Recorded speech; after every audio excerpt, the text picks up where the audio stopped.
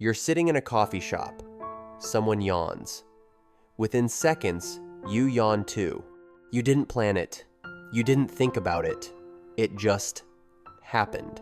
Now zoom out. Look at your clothes, your music taste, the way you speak, even the career path you chose. How much of you is actually borrowed from someone else? Today, we're diving into one of the most powerful, invisible forces shaping your entire life, the psychology of imitation. And trust me, once you see it, you can't unsee it. We like to think we're unique, original, independent thinkers carving our own path. But here's the uncomfortable truth. Humans are copying machines. And that's not a weakness. It's actually our greatest evolutionary advantage. The question isn't whether you copy others, you do, constantly, without even realizing it. The real question is, are you copying the right people? And are you aware enough to choose? Let's find out. We're wired to imitate. From the moment you're born, you're a copy machine.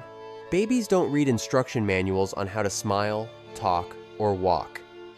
They watch. They mirror. A mother smiles, the baby smiles back. Not because someone taught them, but because imitation is hardwired into our brain.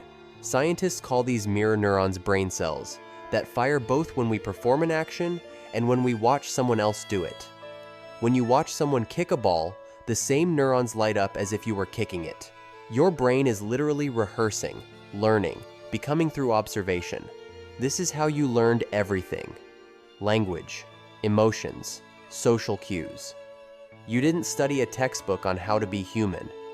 You absorbed it by copying the humans around you. The evolutionary advantage. Think about early humans. Imagine you're in a tribe 50,000 years ago. One person discovers that a certain berry is poisonous. Do you need to also eat the poisonous berry to learn this lesson? No. You watch. You copy. You survive. The humans who were best at imitating learning from others' successes and failures were the ones who lived long enough to pass on their genes. Imitation isn't laziness. It's efficiency. It's how we went from caves to civilizations. But here's where it gets interesting and dangerous. Unconscious conformity. Most of the time, we don't choose who we copy. We just absorb. There's a famous psychology experiment, the Asch conformity experiment. Participants were shown a line and asked which of 3 other lines matched its length. The answer was obvious, but here's the twist. Everyone else in the room, who were secretly actors, gave the wrong answer. What happened? 75% of participants went along with the group at least once, even though they knew it was wrong. We copy others even when it contradicts our own perception, even when it makes no logical sense. The comparison trap. Now add social media to the equation.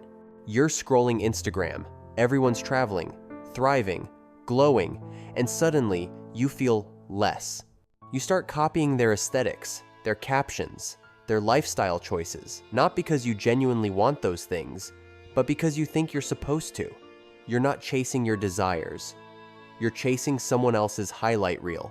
The danger isn't imitation itself, it's unconscious imitation. Copying without awareness, following paths that were never meant for you.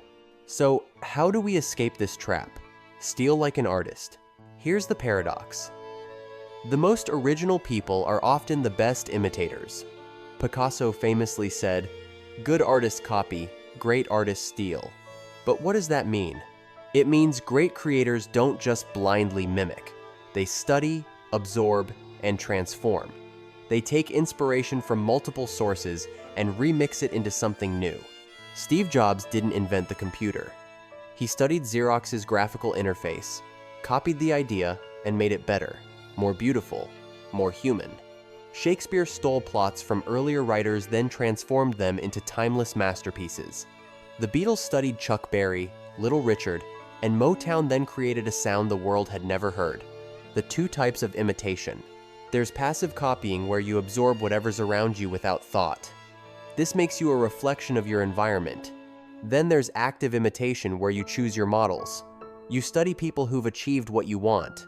You reverse engineer their thinking, habits, and strategies. Passive copying makes you average. Active imitation makes you excellent. Here's the shift. Stop asking, am I being original? Start asking, who am I learning from? And is this taking me where I want to go? You become the average of your influences. There's a saying, you're the average of the 5 people you spend the most time with. But let's expand that. You're also the average of the content you consume, the books you read, the podcasts you listen to, the accounts you follow. Every piece of input is shaping you, slowly, quietly, invisibly. Marcus Aurelius, the Roman emperor and philosopher, kept a journal Meditations, where he wrote notes to himself, often imitating the teachings of earlier Stoic philosophers. He didn't see it as weakness. He saw it as wisdom. Stand on the shoulders of giants. Audit your inputs. Here's a powerful exercise. Take 5 minutes right now.